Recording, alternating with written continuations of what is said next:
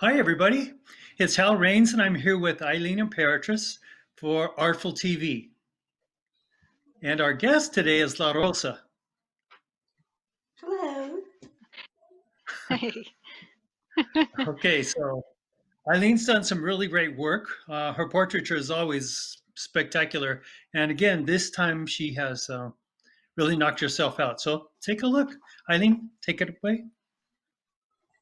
Hi, thanks everybody. Today I wanted to share some pieces that are reflecting on Dia de los Muertos, since that is what we celebrated at the beginning of this month of November. And we celebrate it for the remainder of the month, really, because we always remember those of our loved ones who have passed. And so these pieces are reflecting on the things that made me think of those. So let's start with the first piece. This is called They Dance Alone. And you notice there's a woman's figure there dancing with the ghost of her loved one who has passed. There's also a faint image of the American flag in the background. I originally did this piece in 2001 for a show that was about the 9/11, and it was really focusing on the people that have passed because they lost them during that horrible tragedy. And it goes throughout the years that we remember our loved ones, and that's what Dia de los Muertos is all about. So if we go into the next piece, you'll see this one is Early to Rise, and it was something I did in 2013 for a large exhibit that was in Fresno, California. And on it, I specifically challenged myself to do paintings that were more intuitive. I had some basic idea of line drawings that I wanted in the background, but then as I applied it and as I did the color work, it was really as I was working on the piece that it just came alive for me, and I worked it out as I was doing it. And there you see a image of a bed and even a little dog bed on the top corner. And again, it's just remembering those who passed on before us, both animal and human.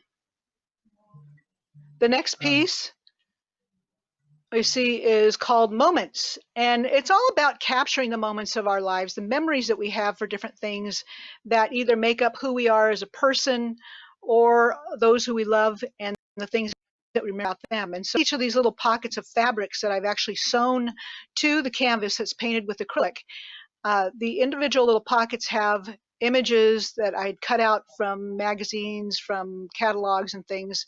And there's a pyramid at the bottom, which is reflective of the pyramids in Mexico. There's a little picture of a dog in one of them, and there's even a dog bowl in another. There's a chair and another piece, and all of these things, and including the other items that I haven't mentioned, are all reflective of things that I relate to my own life, but then to others as well. Is called One Less, and this one I did in memory of a friend of mine who passed away in 2005, and simply it was to remember the loss of not having him there anymore. He actually shared a gallery space with me, and to lose him was a devastating loss. And I was able to in his final days and to at least spend some more moments with him before he passed. But it's simply just the counting down of 1, 2, and then nothing's there, and there's an empty chair of where the person used to be, and an empty space in my life of where the person used to be. And now the next piece. This one's called Tuesday, and there's a reason for that. I did this in memory of my aunt, my Thea Mary, who passed away quite a few years ago, and she lived with my parents for her last few years. And so she had a room to herself, which a lot of her personal effects were. And some of the photos that are attached to the actual piece here are photos that I took in the days after she passed of things that she had around there. And I even used some of her own threads and some fabric from her that I wanted to incorporate into the piece to keep her memory alive. And so there's the last little piece of embroidery that she had been working on before she died, and it was coincidentally labeled Tuesday. I think it was days of the week, like tablecloths or kitchen cloths. And so when I found that, and that was the last piece she had begun working on but didn't get to finish, and then coincidentally she passed on a Tuesday, and it just all came together to memory of her and the fact that it all came together on a Tuesday. And now, Wow. now the next piece is called What Comes Before. And again, this was a part of that other series that I talked about earlier. There was intuitive work. The series was called Selective Memory, and it was dealing with the things that are further back in our mind that we keep as memories, but we have little foggy ideas of some of the things that we grew up with. And this piece in particular, what comes before, really I felt the focus of memories of everything that came before me to make me who I am today.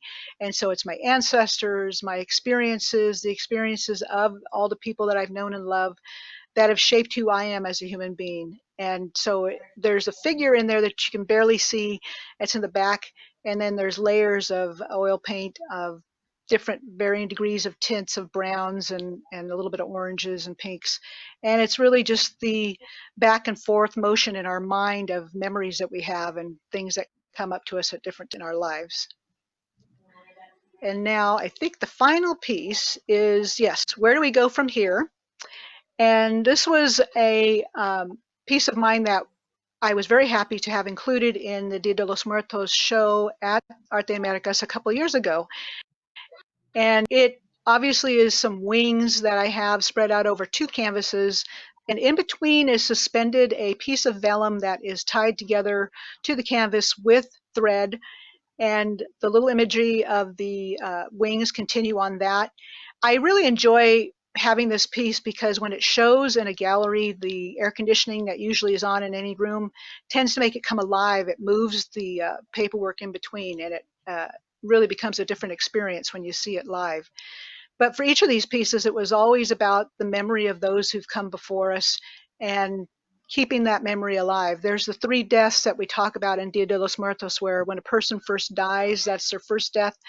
When they are buried, that's their second death because we no longer see them.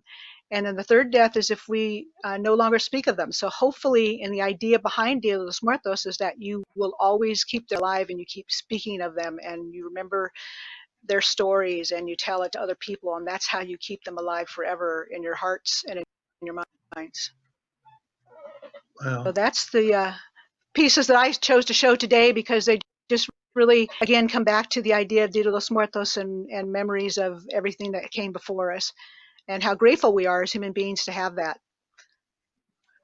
Yeah, I've seen a lot of your work at this point. Well, not a lot because you've been painting, and are such a prolific artist.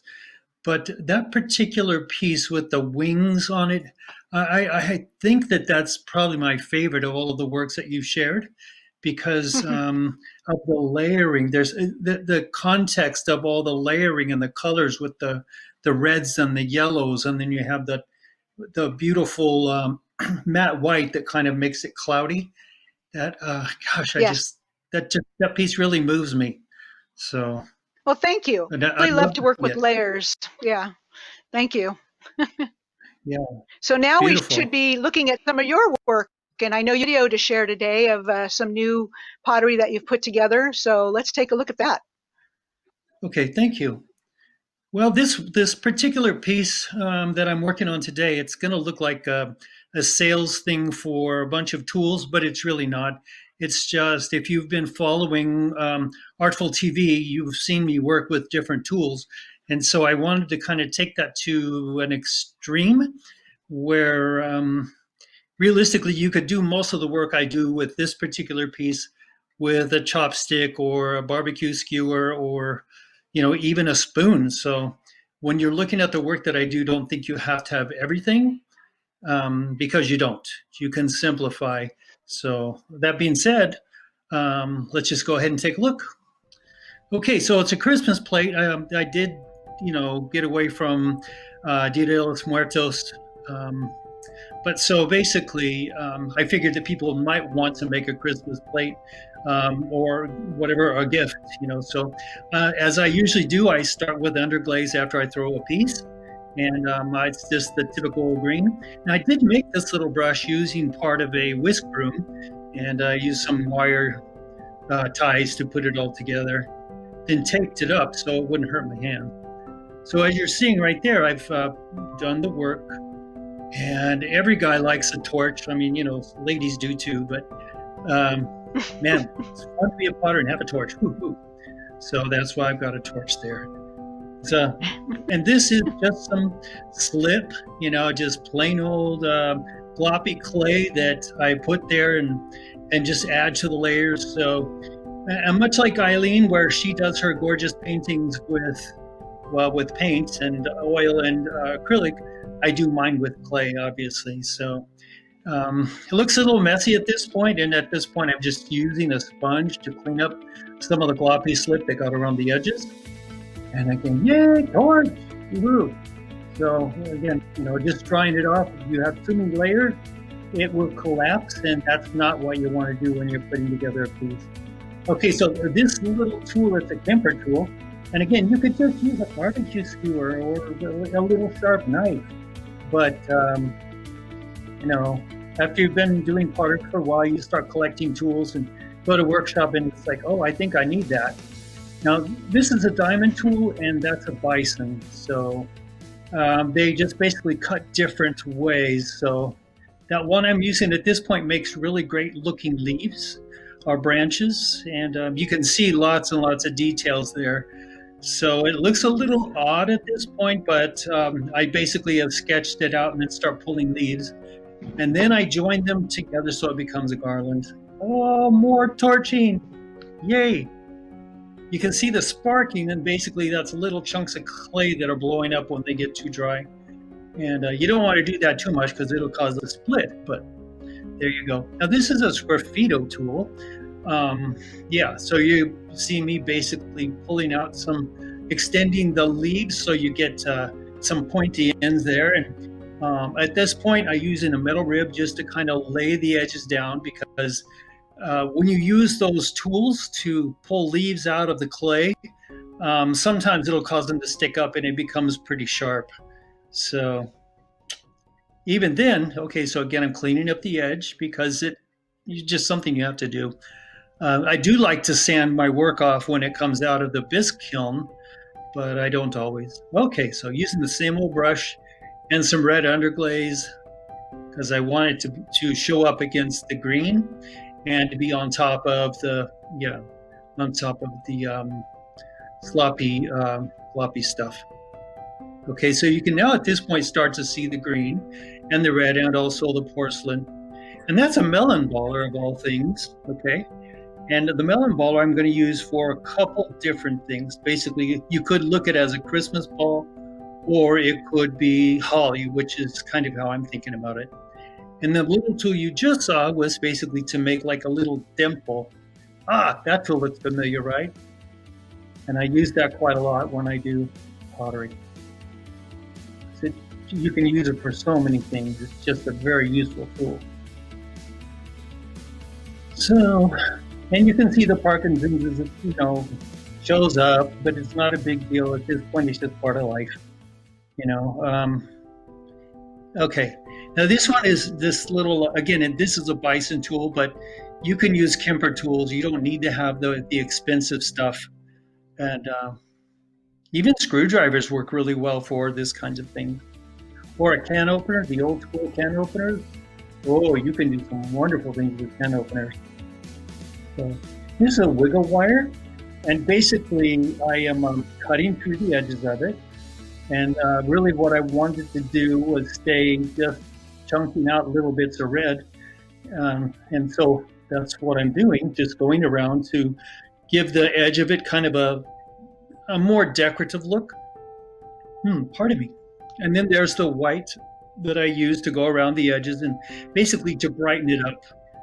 So you can see that, that's what I'm doing, just basically a contrast between the edges and the red. And then it just looks very different when it's finished. And you'll see the final photos out of the bisque kiln and the glaze kiln when we finish this particular video. So again, it's just wiping stuff down, cleaning it up.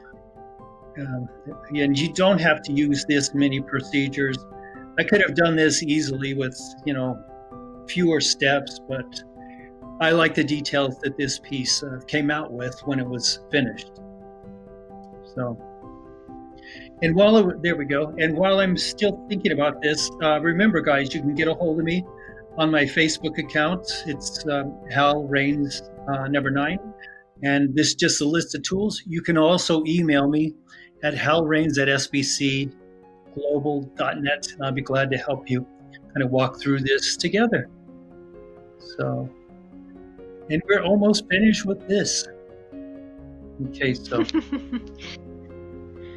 we're almost Well, one of there. the things that always fascinates me, Hal, is just like everybody else, the amount of things that go into place, the layers of treatment that you're doing over and over again. And you can Ah, see it now in the finished project.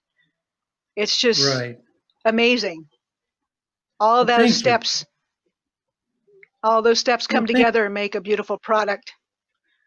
right. Yeah. Well, it's like yours. There aren't really shortcuts. You just have different looks. So, yeah. Thank you. But I know for me, the other thing is every time I see you use that wiggle wire and cut off the pottery, I'm always like, ah! I think it's something I don't want to see happening, but then I know there's a process that you're going through because you want to create a certain Right. end product. Yeah. I know. And on that particular piece, I did cut too close to the edge and a little bit. I thought, oh my gosh, hope I didn't ruin it. But it came out okay. Thank you. I need to be Now, more careful. Lorosa, we didn't give you a chance to really ask any questions. If you had any specific questions on anything that we just shared. No, actually, I'm adoring both of your work. So that was interesting to watch your pieces, how it's made, and then the meaning behind it. So I'm just like wowed by it and taking it all in. But awesome work. All Oh, right. thanks. It's Well, now good. let me introduce you, Rosa Ortega, or just goes by Lorosa, Creations. She is a wonderful Fresno native-born California, Central California artist, and has done a lot of great mixed media art. And in particular, today we get to see her Catrinas, which are all about Dia de los Muertos. And so, take it away. Let's see what you've got. Hello. So I do have some of the Catrinas here today. I have my latest Catrinas that I have. I have the small ones here. I haven't named them yet. They all are mixed media. They're sewn, they're painted, paper mache, there's wood, glue, staple gun. I use different things to build them. I sew their dresses. I pick their little flowers. Their hair is made out of yarn. And the same thing with little flowers and things that I think will look cute. I just throw them in there.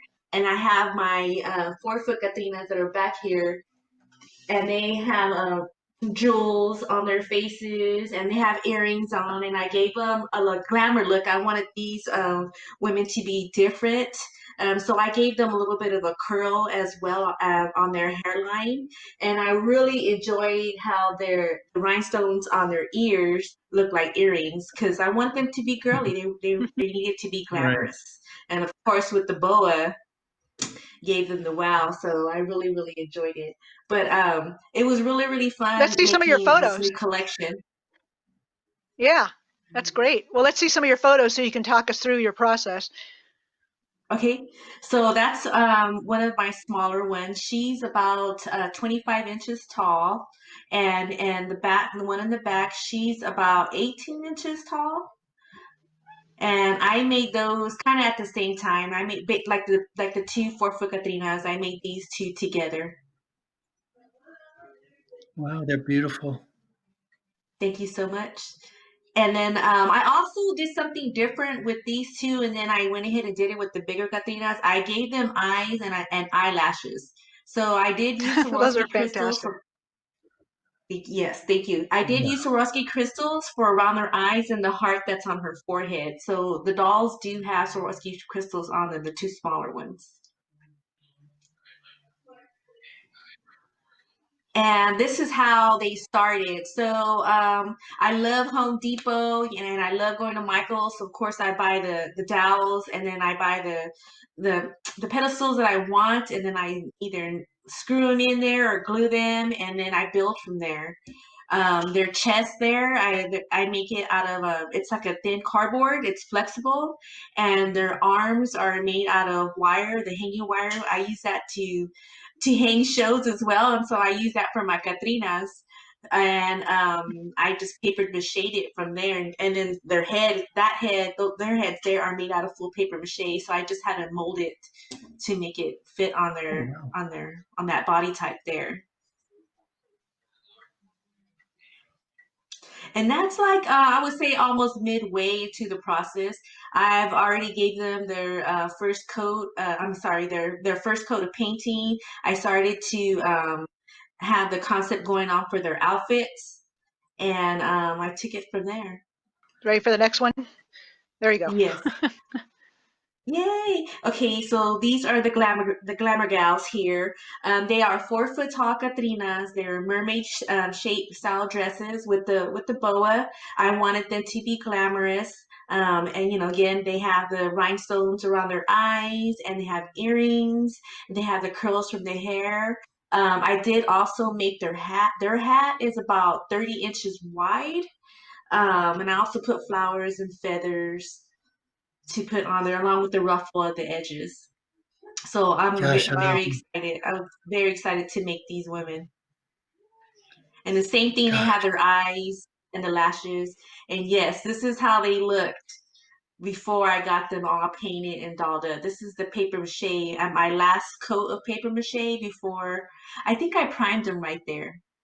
So that must be the first prime layer. But I had just finished the paper mache process and it was time to move forward, which is the painting, the sewing, looking at things here and there. When you sew them, do you drape the clothing, the fabric over them, and then quickly stitch them, or do you hot glue them?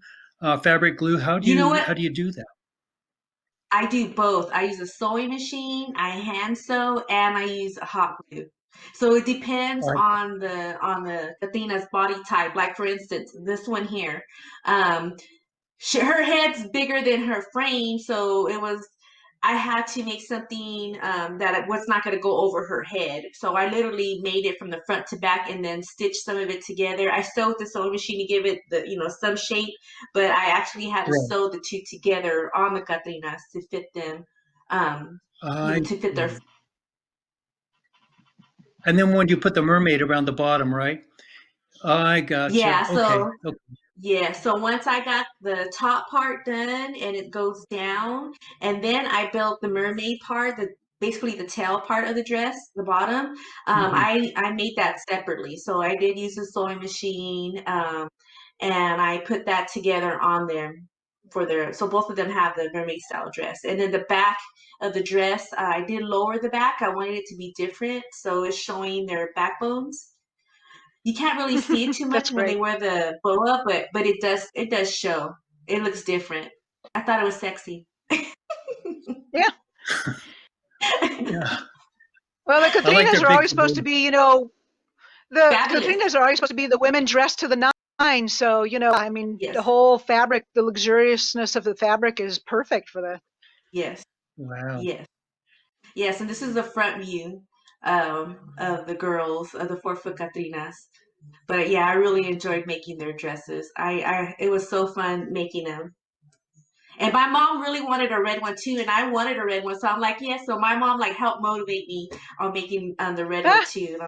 Yay. So she's like, this is my that's favorite great. one. Does she keep them?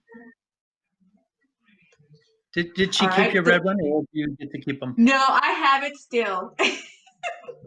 Oh, you do? All right. Yes, I still And have here's them. They're here. Yes. Oh, yeah. So these and are here's the the red and the girls. black. Great. Yes. Yes. I wanted to see how they look, to make sure that I was going the right direction. So I will do that a lot. I'll set them up to pose and I'll walk around them. I'll stare them up and down, just to, make sure that I'm going the right direction. I like them. Thank you. The See, detail there she on the goes. face, that's amazing. Yes, Yeah. with her lashes. I love I love the idea that I put the lashes on her. You can see more of the stones around her eyes there, and you can see her earrings and her cute lips. So I really enjoyed that she got to become almost person-like. She did. She really has a presence. Thank you. And with her, yes, at this stage with her, I was still working on her. I don't know if you can tell, but I have plastic covering her body so that way I won't drip any paint because I was still trying to form the curls. Because I do that. Oh, I I see. their dresses first and then I do their faces because for me, it's easier for me to make their faces according to how I have them posing and their colors and how they what their materials made. It all matters to me. I don't know why, but it does. It Sure. all Yeah. matters. So her I face, totally so get their that. It's faces like were they're not. coming alive. Yeah. Yes, yes. hmm Wow. Those are great. You know, Thank you you very have Great much. work. obviously kept them, but then I know that you have also shown them in various museums Yes, and galleries. I think, didn't you yes. do a show in LA recently with some of these? For Dia de los Muertos, I was in LA and I worked with the curator Dulce Stein, and it was really awesome being up there and working with her. So it was a day event there, and it was awesome. She had them all set up, and we all had a good time there. Oh, that's great. It's wonderful because Yeah. then so many people get to see them and enjoy them. And again, just such a hmm wonderful representation for the holiday, you know, for the celebration of Dia de los Muertos. And um, when did you start making Catrinas? As a younger person, Um, or I've always liked paper mache, but when I really started, when I got into making Catrinas, maybe I'm gonna say maybe 5 years ago, because I have oh, more. I just don't have them here, but I still have more. So I would say maybe 5 years ago. My first one, Wow. her name is wow, Jasmine. Hmm. Well, when you do a wow, class, that's I know great. you've mentioned teaching a class. I really want to be a part of that class. I Yay! want to Yes. know. So that was one of the things that I was thinking about doing. Well, actually, I'm going to do. I wasn't thinking. I'm going to do it. I do want to do a paper mache class where people can pick up a kit, and of course, we'll do. Zoom. We'll meet every weekend, or I'll make a schedule, and we can build like a Catina, maybe of her size. Something like this, where I'll provide most of the stuff, but I will also be letting the attendees know what stuff they need. They're gonna need their own paper, flour, water. I'll give them a list of things that they need, in order to complete their Catrina. But it'll be fun, and anybody could do it. It's just take your time and have fun with it. That's Yeah. fantastic. Well, thank you, and we really want to thank Rosa for her sharing of her Catrinas today. Those were beautiful, and I really hope you out there who are viewing our show really enjoy the variety of art that we show during Artful TV, and I hope you'll join us again for our next episode. Until then, stay by hell, and thank you again, Rosa. All right. Thank you. Bye, Thank you, guys. everybody. Love you guys. Take care. Yay. Bye.